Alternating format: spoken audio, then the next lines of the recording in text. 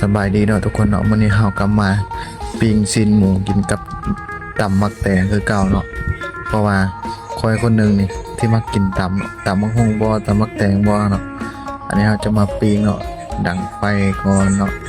ดังไฟให้มันลุกมันแห้งเวลาเฮาปิ้งมันยังบ่มีควันเนาะ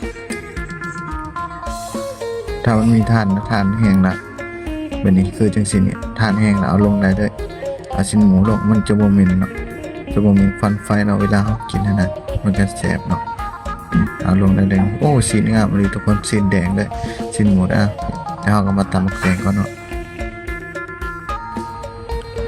เนาะหลังจากเฮาตำมักแตงเสร็จเฮาก็มาเบิ่งโอ้สีหมูงามเนาะทุกคนเนาะเห็นบ่เวลามันสุกไฟเฮาได้เนาะสีมันก็จะแดงแบบนี้เนาะแซ่บเนาะเวลากินเนาะมันจะบ่มีควันบ่มีเขียวเนาะอันนี้ก็คือสุกแล้วเนาะวันนี้มักแตงเฮาเนาะมีมักแตงเฮาก็ตำแล้วเนาะก็ตักใส่ถ้วยมาวันนี้ พร้อมที่จะกินกับชิ้นหมูเนาะที่เขาปิ้งไว้แล้วเนาะทุกคนอันนี้มันก็คักเลยเนาะเพราะว่ามัน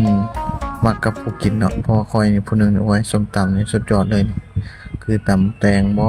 ตำหมักหุ่งบ่นี่แล้วก็เบ็ดประเภทแกงกับแกงเฮ็ดบ่ไปจังซั่นนะ